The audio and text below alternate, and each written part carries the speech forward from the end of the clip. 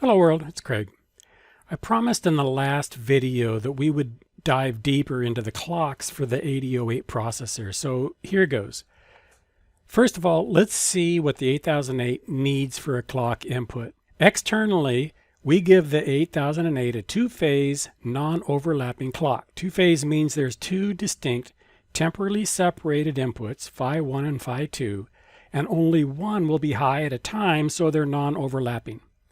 It's a bit of an aside, but generally phi 1 is used to pre-charge all the data lines in the memory, and then phi 2 is used to control the data transfers within the processor.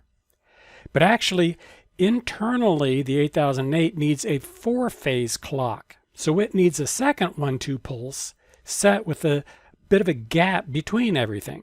And a 1, a 2, and a 1, a 2. The Intel notation lists these four as phi 1 number 1 and phi 1 number 2. So the sequence is phi 1 1 and then phi 2 1. And for the second half it goes phi 1 2 and phi 2 2. And the completion of these four states is one internal clock cycle. But when the AC characterization talks about a cycle, they mean just the two pulses or half of an internal cycle. They're only talking about the part that we give it. Phi 1 and phi 2. It's needlessly confusing, but one is the clock cycle we're giving the 8008, and the other is the clock cycle that the 8008 is then passing along to the rest of the system. The phi 1, phi 2 pulse, the set that we give the clock, are indistinguishable from any other phi 1, phi 2 pulse that we give them, so we can't tell when the 8008 is in the first half of its four-phase clock cycle or if it's in the second half. But the 8008 takes care of that for us. It picks a phi 1 pulse to be the phi 1 1, and that defines the start of its four-phase clock cycle.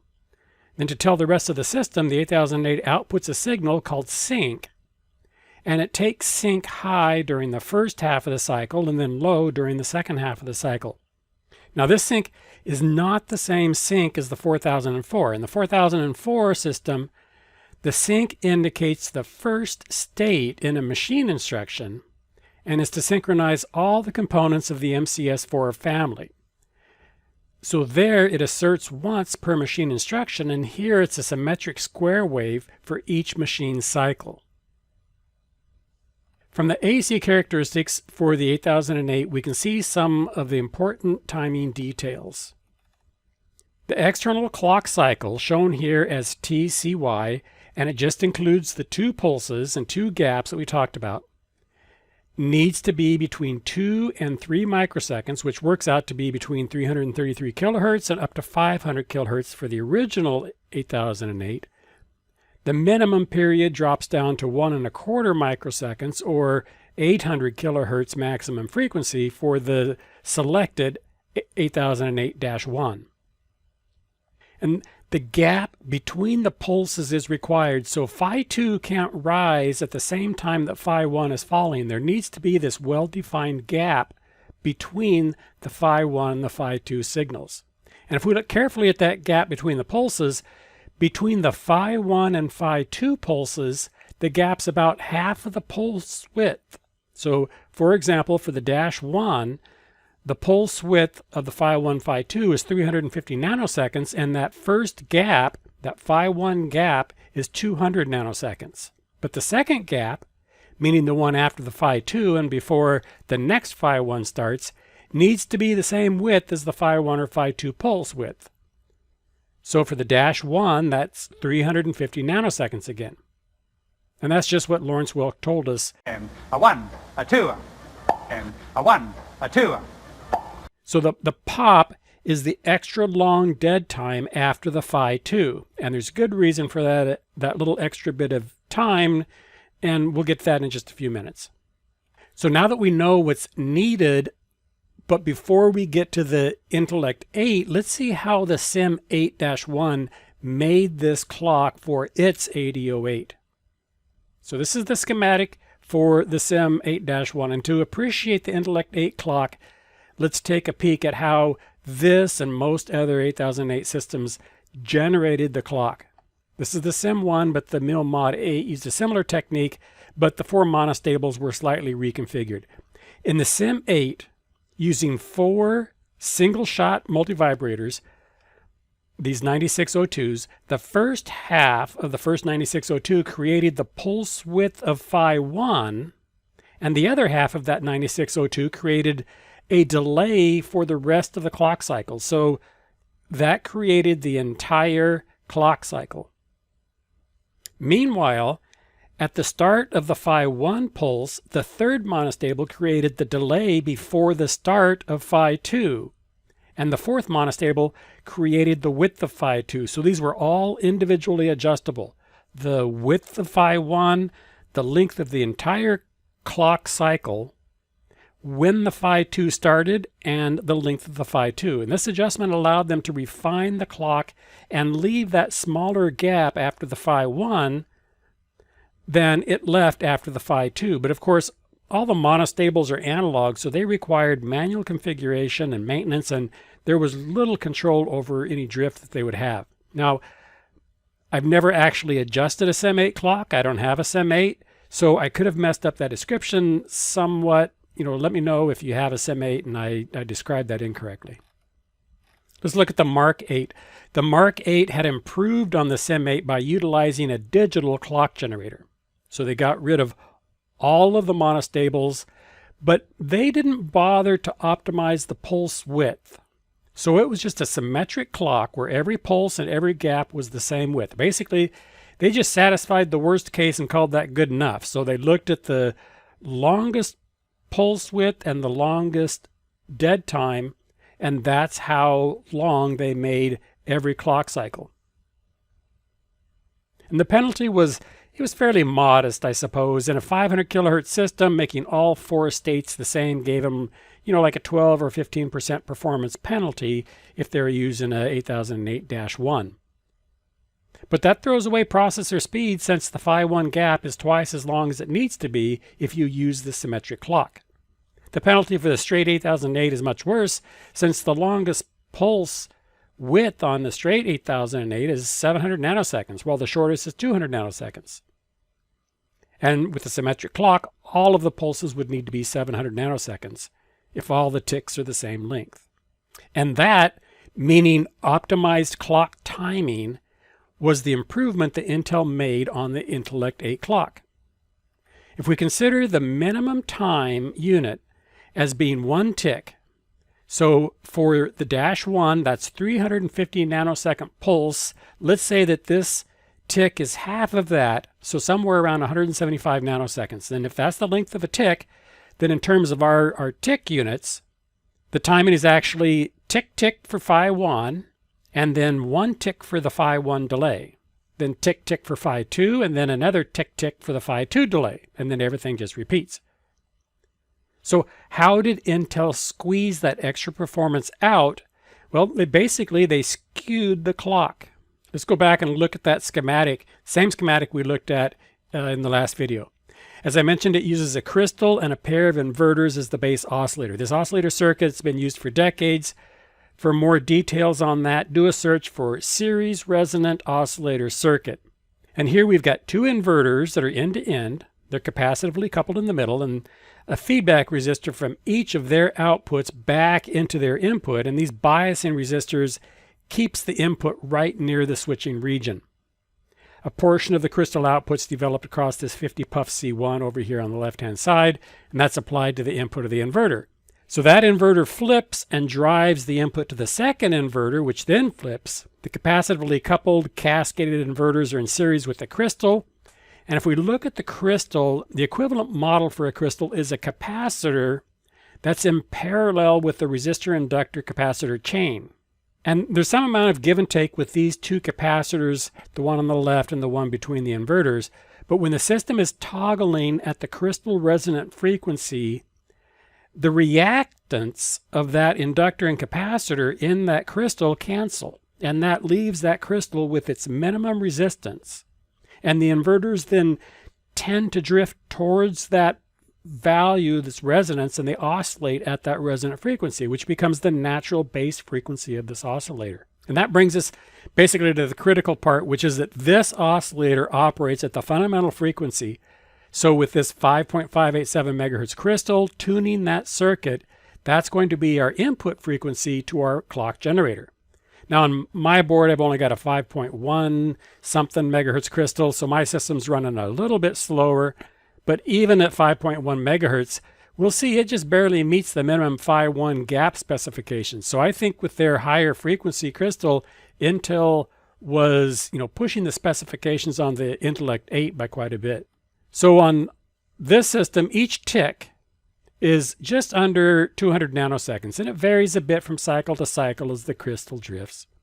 Whatever crystal you pick, this IMM882 having a crystal stabilized frequency source was a great improvement over the SIM8, which used those 4 monostables and potentiometers to set the clocks. This crystal controlled oscillator on the SIM8, or on the Intellect 8, gives the Intellect system a vastly more stable frequency for loop timing, like when you're doing, bit banging out a serial port. And then ultimately, within a few years of this 8008, things like the 8085 and the Z80 will simply use a single frequency input, and the crystal can be directly connected to the inputs of the processor, since all this oscillator business is internal to the microprocessor. That's just another extra that you get when you go up to a 40 pin package that they just couldn't fit into this tiny little 18 pin dip. And if you begin to think that the 8008 had a complicated clock, just compare that to the 8080, which required a 2-phase 252 clock. And here's the circuit on the IMM883 just to generate the Phi1 and Phi2 clock pulses. This clock uses a crystal tuned LC circuit driving an output transistor going into 4 JK flip-flops with a number of AND gates to change the flip-flops between their hold and their toggle modes. And then that all goes into a 4-bit counter, and as a finishing touch, there's a level shifter to take the clock up to 12 volts, which was required by the 8080. So it's good that we're working ourselves up to the IMM883-8080 board by looking at this much simpler IMM882 board first. So enough background. From now on, let's just stick with the 8008 clock at hand. So there are 4 possibilities, starting with the first Phi1 pulse. Phi1 and Phi2 go 1, 0, where Phi1 is high and Phi2 is 0. Then 0, 0 during the dead time. 0, 1, where Phi2 is high, and then 0, 0 during the second dead time, and then everything just repeats. Externally, we're back to where we started, but internal to the 8008, it's only halfway done.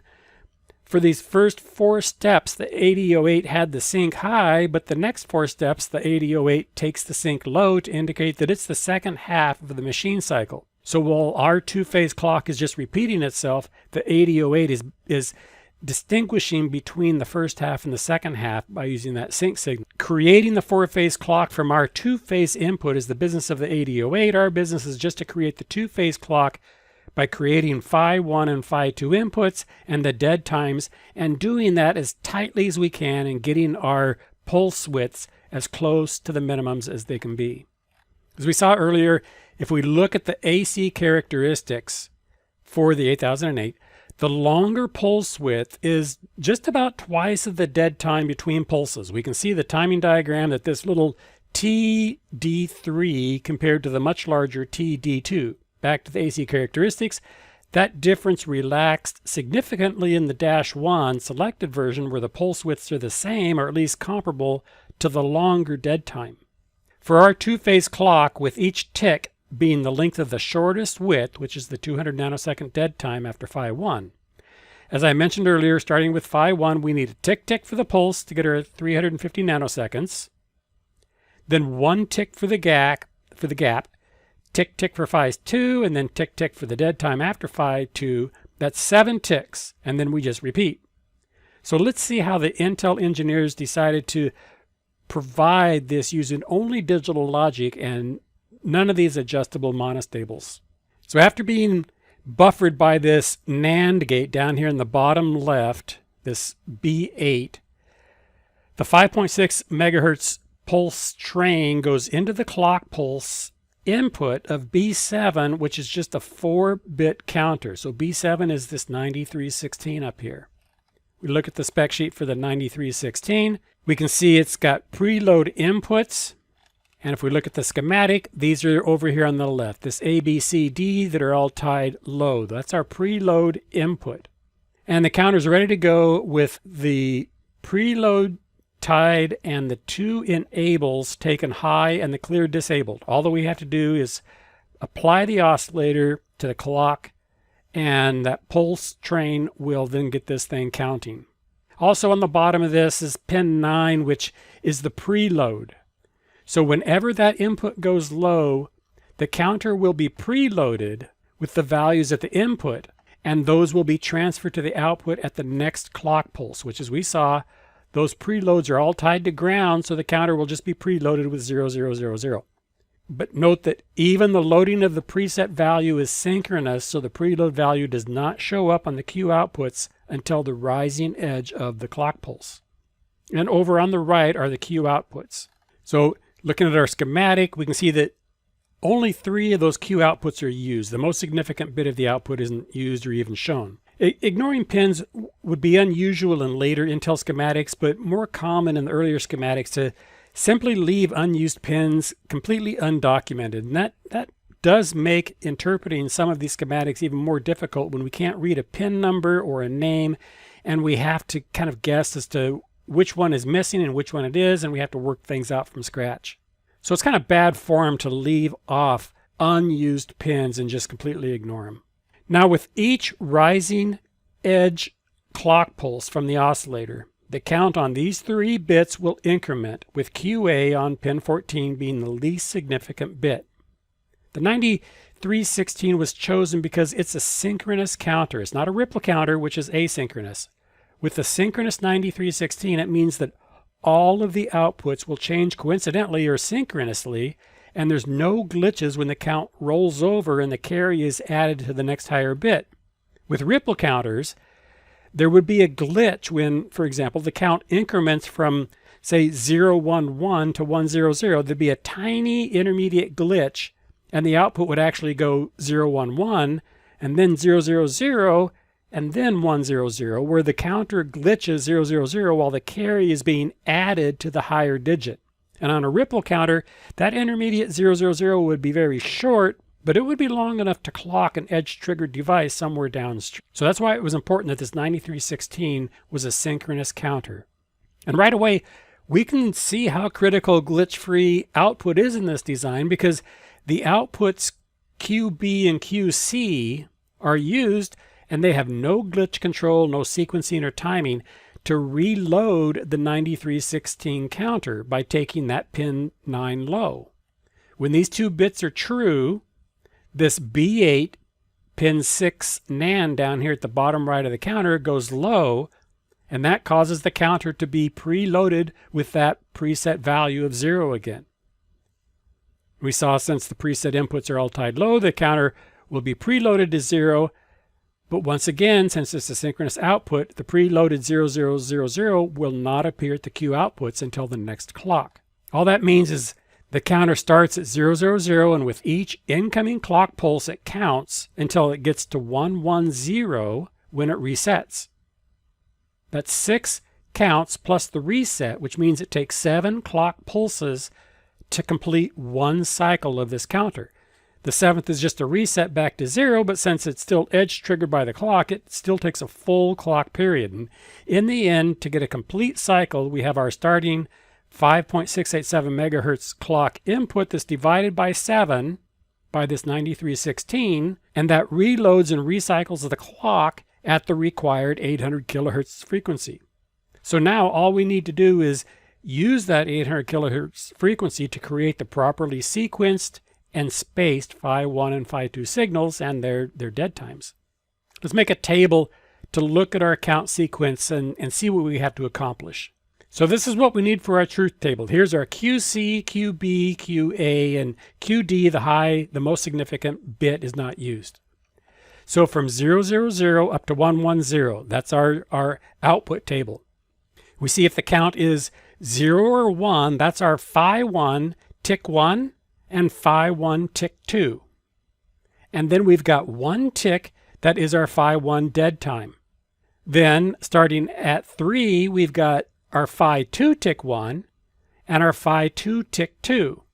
Then the next one is our phi2 dead time tick 1, and then our phi2 dead time tick 2 and the reset. So those are our 7 states. Let's just look at the first 2 for our phi1. The 2 most significant bits, QB and QC, are 0, and that's the only time they're 0. So if we were to just NOR those together, QC NORed with QB, that would be 1 during our phi1 tick 1 and our phi1 tick 2. So that's easy. If we just logically NORed those together, that's only true when QB and QC are both low. So only the first 2 counts, 000 and 001, would give us that phi1. Now, NORing those 2 is the same as ANDing their inverted values, and that's what's happening here if we look at the schematic. These signals are inverted. They go into this NAND, whose output is inverted, and all of that is the same as just NORing the 2. That gives us our phi1 down here coming out of this high-speed 7404 on pin 8. All we need to do is buffer it, and it's ready to send to the rest of the circuit. So phi1 is done. Now after phi1 goes low, we need to pause for 1 tick, and then we need to take phi2 high for 2 ticks. So let's look at our action table again. We're at 011, which is 3, but that's our 4th tick since we started at 0. As soon as we hit 011, we want to take phi2 high, and we could use logic gates. Maybe invert these 3 zeros, take a pair of 3 input ANDs, gate those together, and determine when we're in either of these 2 states. And then we would OR those 2 together to get phi2. And that would give us the logic we need, but it'd take about 6 gates and it'd be subject to glitches and it would have absolutely no panache. Let's look at this AND-gated JK positive edge-triggered flip-flop. The engineers at Intel pulled this 7470 JK flip-flop out of their book of tricks.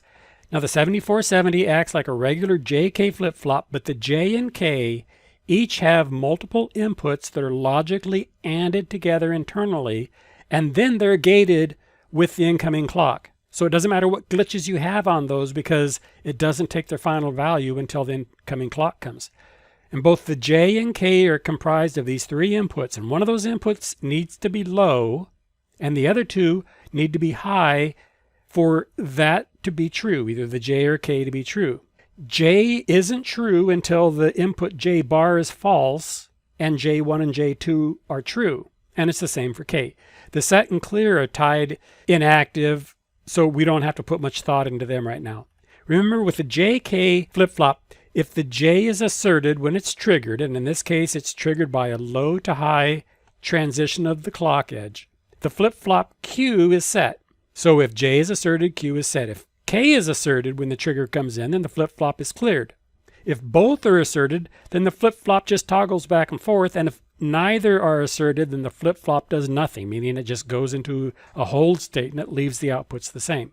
All right, the clock input to the JK flip-flop comes from the oscillator, so the flip-flop is triggered at the same time the counter is incremented. And looking back at our count table, to set the flip-flop and get our phi2, we need J to be high, and J will be high when QC is 0, QB is 1, and QA is 0. Now, we didn't want to pick the 011 state because that would make things happen too late. Remember, the sequence is that the rising edge of the clock increases the count, then that count will go into the JK latch, and then the rising edge of the next clock will set the latch outputs depending on the JK. At the same time, it increments the count. And it seems like there's a little bit of a race situation, but it's perfectly safe since the JK has essentially no hold time requirement after the rising edge of the clock. And the counter's got an 18 nanosecond delay. So the JK will have completed its Q output before the counter even starts to increment its output. So the timing it's worth thinking about, but it's not worth worrying about. There is really no race condition. Strobe comes in, the JK is looking at the existing count at the same time that the counter is incrementing that count. And by the time that count gets incremented, the JK has already done its business. So now we want phi 2 to already be high as soon as that fourth tick starts. So we want the J input to the flip-flop to be set when that first clock pulse comes along while we're in the dead time of the third tick. That means we want J to go high when QC, QB, QA is at 0, 1, 0. But the J input needs to be 1, 1, 0, so it needs to use the inverted QC as the input to J1, and we can see from the schematic that's exactly what they're doing. So with this input, when the count has been at 0, 1, 0 for the full tick, and we're now at the end of that tick, and the next clock transition takes us into the fourth tick, the output of this JK flip-flop will go high. The 9316 tens of nanoseconds later will increment to 0, 1, 1, and we're now in the fourth tick, or the first tick of phi 2. With the clock of 0, 1, 1, the J input will now go false. K is still false, so the flip-flop is in the hold mode whenever that next clock edge arrives. And that clock edge arrives, the flip-flop stays the same while the counter increments to the fifth tick.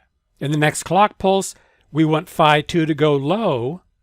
So while we're in this clock pulse, the JK must clear, and the count's currently 1, 0, 0 to assert the K input, which will clear the output.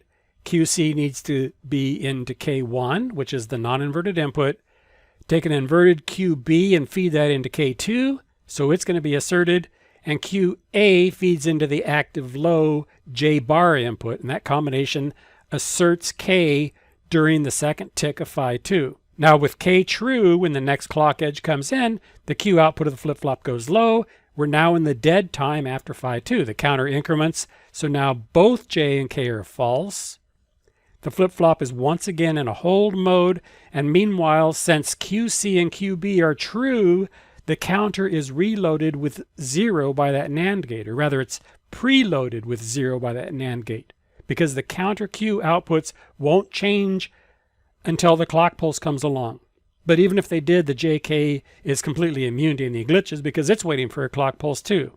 So let's count up our math. We needed 3 ticks to complete our 2 phi 1, and it's 1 tick dead time. So that was 3 ticks.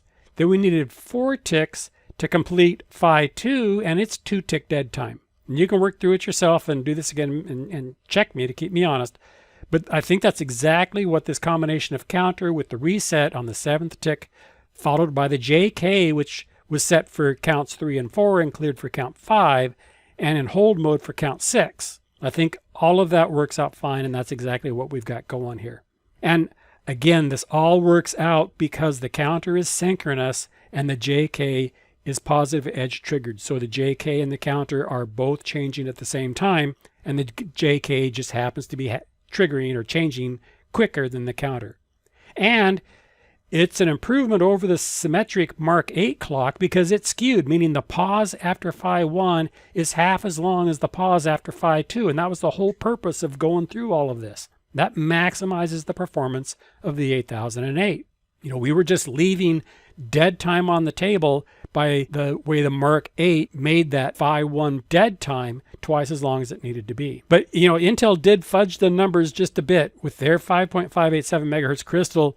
Divide that by 7, and they exactly hit the 800 kilohertz maximum for this, which was the 1 1/4 microsecond clock period given in the AC characteristics. So each tick is 1/7 of that, or 179 nanoseconds, and so 2 ticks are 357 nanoseconds. So while they overextended the pulse width and the phi 2 dead time each by 7 or 8 nanoseconds, they undershot the phi 1 dead time by 22 nanoseconds. So evidently that 200 nanoseconds in the AC characteristics wasn't a hard and fast rule because they cut that a little bit short.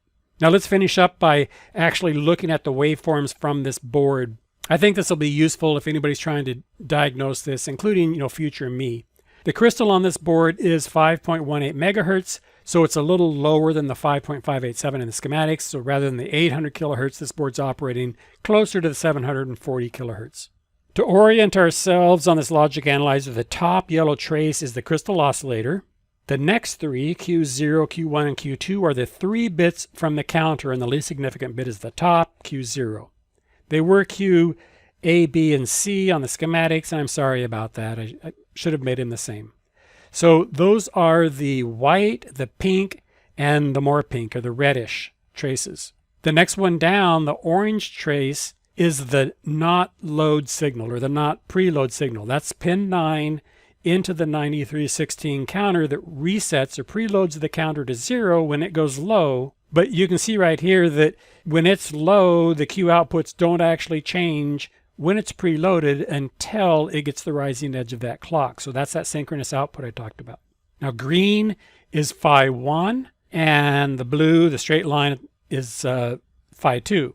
The violet one at the bottom is the sync signal, which we'll get to after we look at these other timing diagrams. The sync and the 8008 output signal that tells us if it's considering the phi 1 and phi 2 inputs as being the first half of the machine cycle or the second half of the machine cycle. So we'll see later when we expand out that sync toggling. So when we came into this waveform, the counter load was asserted, so the input to the counter was being reloaded with a 0, and on that rising edge of the clock, that 0 was gated in and transferred to the output. All three Q outputs are now 0, and after several nanoseconds, the load is no longer asserted, and after about a 16 nanosecond of propagation delay after the QC and QB outputs were at 0, that B8 NAND and the B9 inverter take phi 1 high. So we're now at the beginning of tick 0, and tick 0 will last until the next rising edge of the oscillator. So let's look at that. This waveform is zoomed out a little bit where we can see the falling edge of the Qs from the last waveform. Since the two high bit Qs are 0, the preload is deasserted, so that orange notch has come back up, and the rising phi 1 here on the left, because Q1 and Q2 NORed together, goes true. The markers are now at the tick 0 to tick 1 transition. On this rising edge of the oscillator, the counter increments to 001. Since the top two bits of the counter are still 0, QB and QC in the schematic, or Q1 and Q2 here, that NAND output keeps the phi 1 output unchanged and remains high. Let's look at the next tick. The markers are now at the next rising edge. The counter increments to 010, and this causes Q1 to go true, not Q1 goes false, and the B8 NAND phi 1 output then goes true, and the follow-up inverter drops phi 1 low after some 24 nanosecond propagation delay. So we're now at the dead time between the phi 1 and the phi 2. This is the start of that dead time. Now we're also in a Q count condition where the J input, which logically ANDs not Q0, Q1, and not Q2, is now true. So we're in that dead time, but the J input to the flip-flop is true, but again, it's waiting for the next low to high clock transition to set that flip-flop. So while J is true, it's ignoring it until that clock comes in. So here's the next low to high transition when that clock comes in, and it increments the count, but it also sets that Q output of the flip-flop because J was true when that edge came along. So now phi 2 goes high. So we're at the end of that dead time, phi 2 goes high. With the count of 011, J and K are now both false, and that puts the flip-flop into the hold mode, meaning the JK outputs will ignore the clock pulse. So on the next rising edge of the clock, the counter increments to 100, but the flip-flop does nothing. But with that new counter value of 100, now the K1, K2, and K bar inputs make the resulting ANDed composite of those, the K input to the flip-flop, true. So with J false and K true on the next rising edge, the flip-flop will clear the Q output, and we'll see phi 2 goes low. And here it goes. We've scrolled a little, moving that transition to the left. The markers here show the clock rising edge I just mentioned, and the counter incremented to 101. But as we already noted, the flip-flop has no hold time. The counter has that propagation delay, so by the time the new count hit the flip-flop, it's already reset its output and latched them.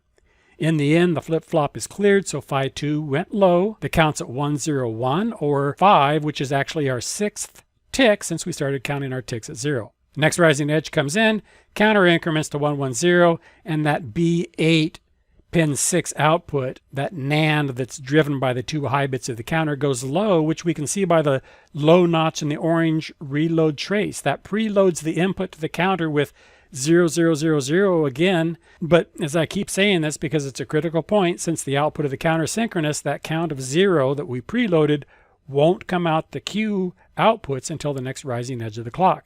Here the 7th clock edge comes, the preloaded zeros transferred to the Q outputs. They all fall to 0, 0, 0. Since the top 2 bits are 0 again, that reset NAND goes back high after its usual, 8 nanosecond delay.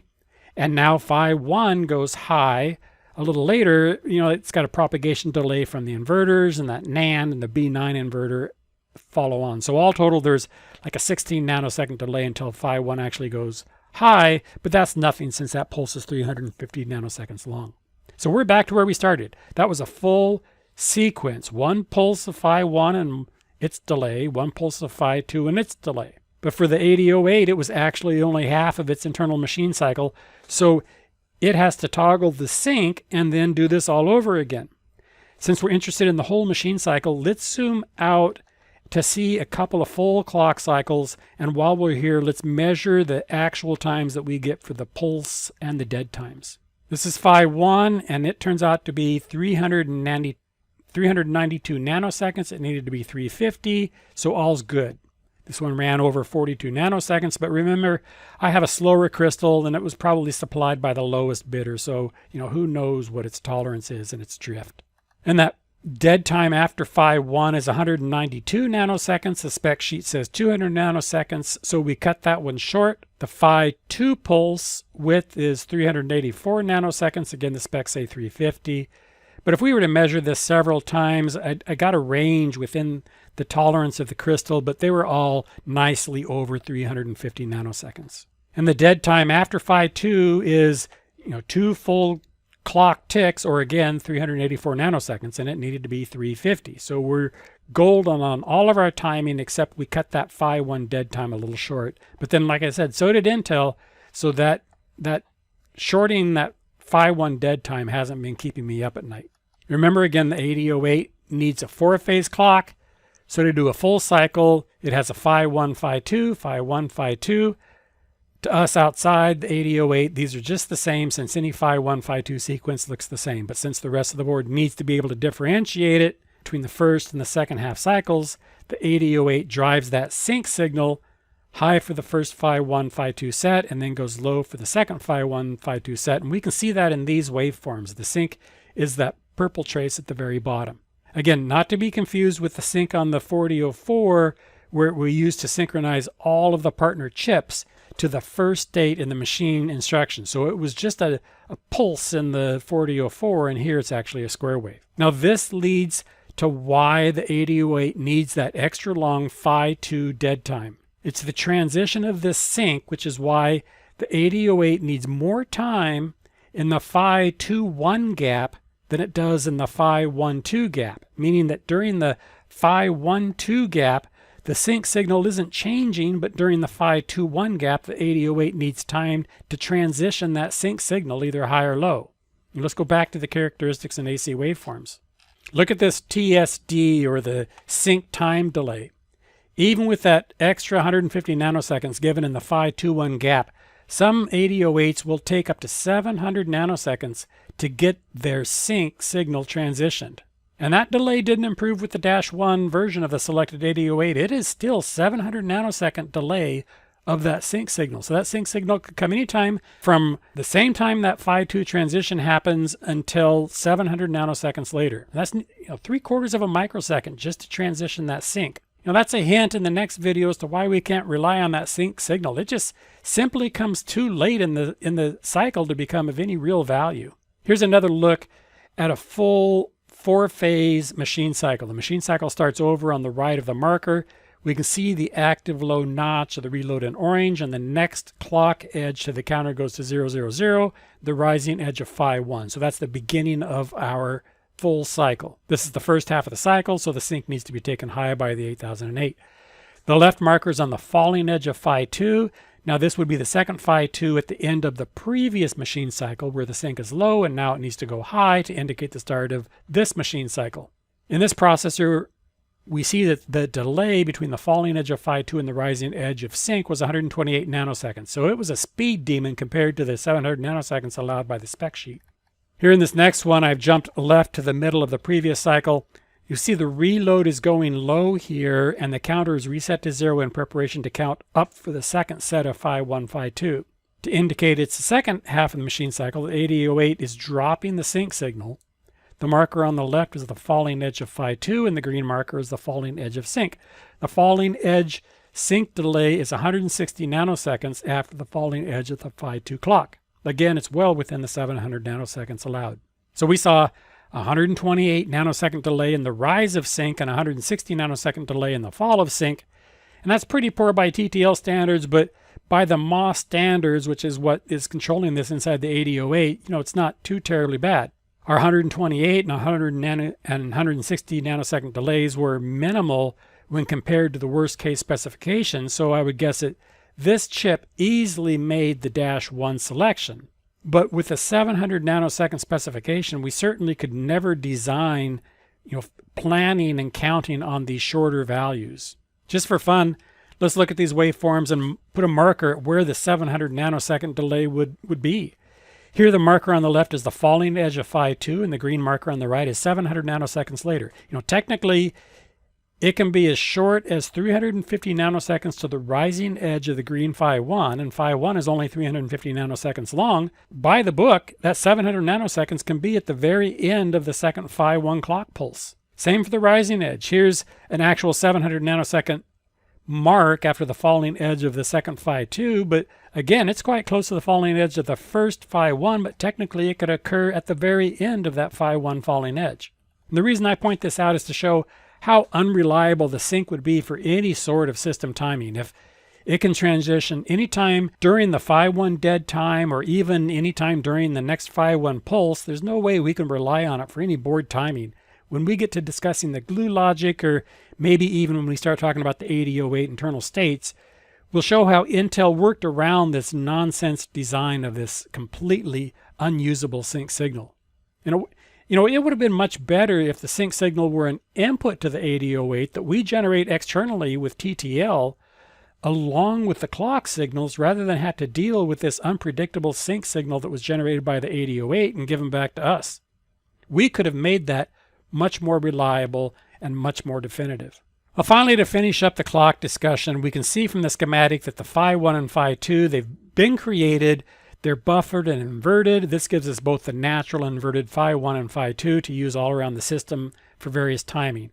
Both the phi 1 and the phi 2, as well as the original 5 megahertz oscillator, are put onto the backplane. Now, I know this seemed like a long video and a lot of information just on creating the required two-phase clock signals for the 8008, but it's worth noting how much detail goes into getting the maximum performance out of this board. After all, these boards from Intel were intended to serve as design models for others. Essentially, they were application notes for anybody else designing around the 8008.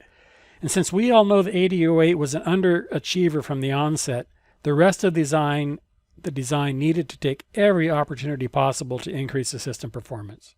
In the next video, we'll talk about the internal states of the 8008 and why it needs this 4-phase clock and how this board gets around that lazy sync signal so it can actually be useful.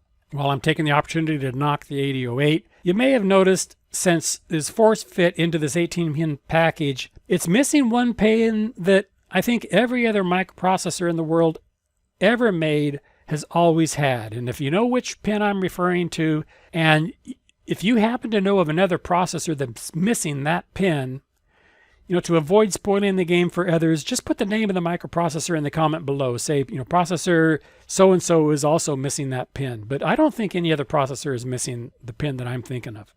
Now, I complain a lot that Intel didn't really support the 8008 with any peripheral components. And, they could have easily put out a chip that took care of all of the timing and all of the other things that were required that we find on these boards. But in the 1975 and 1976 catalog, there is the 8201, and it's listed as a clock generator and driver for the 8008 CPU. Now, on those same catalogs, the 8224 is listed as a preliminary chip, and that was the clock generator for the 8080. But the 8201 was not listed as a preliminary, so that kind of implies that it actually existed. It was a 16-pin DIP. You just connected a crystal to it, and it gave you the TTL and the MOS outputs. And it also had some sort of a reset generator inside. It had a output for the stop and an input stop, acknowledge, and it's not really clear how that connected to the 8008 and how it got the 8008 out of its initial halt condition after the power came up. But the thing is, the 8201, either this was in a very short run production or it actually never went into production. I could not find any information that indicated there was actually an 8201 ever made. If I look at catalogs that were from 74, 75 and look at all of the listings of the 8000 chips that are available and the microprocessor chips that are available, the 8201 is not listed. And in fact, if you look at the 1975 or maybe 1976 byte catalog, they think the 8201 from Intel is a UART. So, there's something up with that. If somebody else knows that the 8201 actually existed, then wouldn't have had to go through all this effort. And, if the 8201 were a common chip, and if that's the case, in the wise words of Gilda Radner. Oh, well, that's different. Yes. Never mind. As always, this channel is entirely fueled by likes and shares and interesting discussion in the comments. I appreciate those. Thanks for watching. Talk to you later. Bye-bye.